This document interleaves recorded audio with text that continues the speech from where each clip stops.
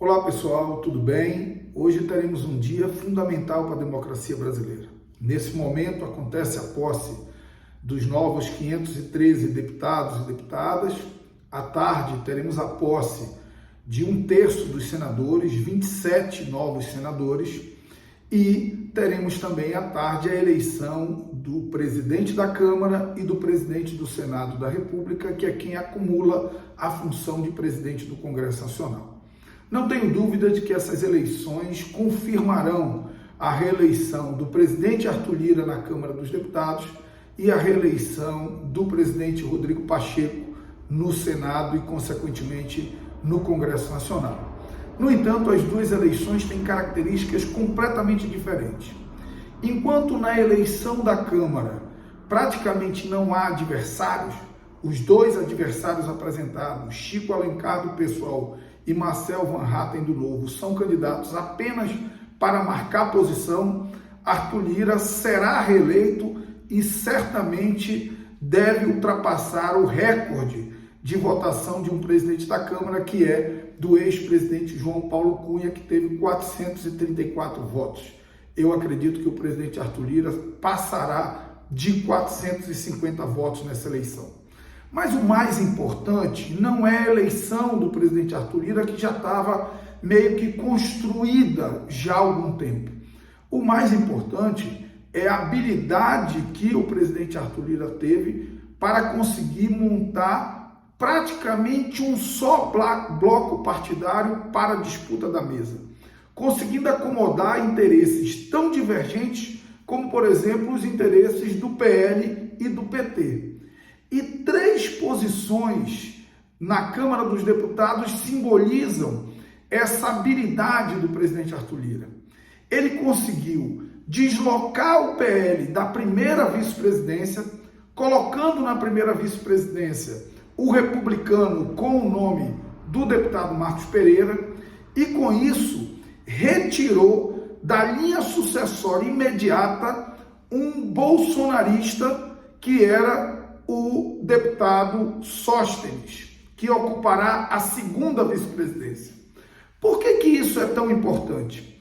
Porque na ausência do presidente Arthur Lira, nós não teremos um presidente que possa gerar sobressaltos ao andamento do trabalho e à relação do parlamento com o governo do presidente Lula, já que o presidente Marcos Pereira já foi vice-presidente da casa, é sabidamente um homem moderado, um homem de diálogo e um homem respeitador da hierarquia estabelecida dentro da Câmara, como eu sempre procurei ser com o presidente Arthur Lira, fazendo meu enfrentamento político fora da mesa diretora da Câmara, mas sendo absolutamente leal ao comando e orientação dele quando o substituía na presidência da casa.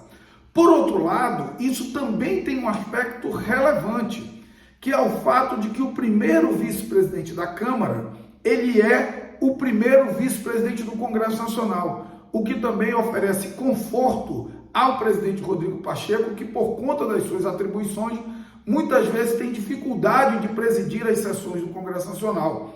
Lembro que das 30 sessões do Congresso Nacional, durante o período que eu fui vice-presidente, eu presidi 27, o presidente Rodrigo Pacheco presidiu 2, e o Romário, que era o segundo vice-presidente do Congresso, na condição de segundo vice-presidente do Senado, presidiu uma dessas sessões porque o presidente Rodrigo e eu estávamos viajando. Então, primeira mexida importante, essa mexida do presidente Arthur Lira, que deslocou o bolsonarista do PL da primeira vice-presidência e colocou no posto um deputado moderado do republicano, o deputado Marcos Pereira.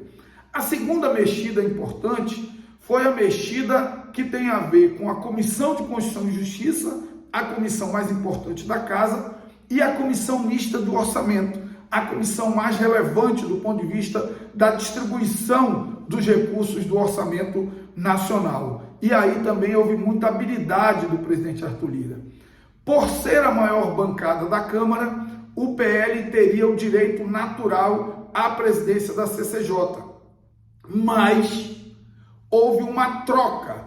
O PL passou a ter a presidência da CMO a relatoria da CMO, da Comissão Mista de Orçamento, onde é muito menos sensível à presença de alguém desalinhado com o governo, posto que o relator do orçamento não vai botar matéria em pauta, todas as suas sugestões no relatório ainda serão apreciadas pela maioria da comissão. E deslocou da presidência da CCJ, aí sim um ponto muito sensível, capaz de não incluir na pauta matérias de interesse do governo, ou de incluir matérias sensíveis ao governo. Então, conseguiu deslocar o PL da presidência da CCJ, alocando o PT, que é o partido do presidente Lula, na presidência da CCJ, pelo que eu ouvi, com o nome de um deputado muito experiente, ex-presidente, inclusive, do PT, o deputado Rui Falcão. Então, muita habilidade do presidente Arthur Lira, que faz com que ele chegue numa situação absolutamente confortável nessa eleição e que tenha conseguido estruturar a composição do bloco partidário, a composição das comissões, de forma a contemplar todos os partidos. Já no Senado, uma situação muito mais acirrada, mas eu quero fazer um registro aqui, muito mais acirrada pela narrativa nas redes sociais do que pela efetiva lógica do que vai acontecer hoje à tarde, quando da votação. O presidente Rodrigo Pacheco será eleito com entre 48 e 51 votos. Não terá nenhum sobressalto com a sua recondução para a presidência da Câmara. Mas, obviamente, terá ali um candidato competitivo, que é o candidato Rogério Marinho. E aí é importante a gente entender o que significa isso do ponto de vista político. Por que é importante entender? Porque do ponto de vista político, nós estamos dizendo que tem relevância uma candidatura que representa o legado, segundo suas próprias palavras, de um governo que deixou 33 milhões de brasileiros na fome. Mas é mais do que isso.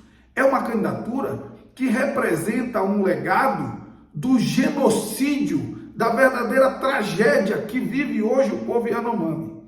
E o que é mais estarrecedor é que você tenha como uma candidatura competitiva, uma candidatura que compactua com aqueles que vilipendiaram a democracia brasileira, invadindo a sede da Câmara dos Deputados, do STF, da Presidência da República, invadindo e quebrando toda a sede, inclusive o plenário do Senado da República. E isso é muito simbólico e alarmante. A que ponto nós chegamos para ter uma candidatura competitiva de alguém ou de um segmento, de um agrupamento político que invadiu o Senado, quebrou o Senado, que é o símbolo de uma parte da democracia brasileira, ao ser a representação da federação. Portanto, o resultado da Câmara dos Deputados pacificará as relações e as disputas serão naturais e democráticas durante o decorrer do ano. Mas o resultado do Senado, ele é sintoma de uma patologia muito grave que tem atingido a sociedade brasileira.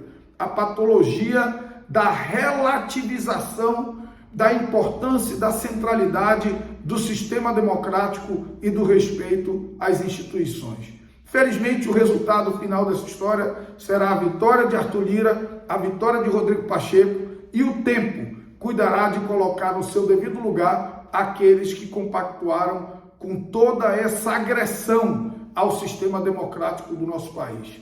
Viva a democracia, vida longa a democracia e boa sorte aos futuros presidentes reeleitos Arthur Lira e Rodrigo Pacheco.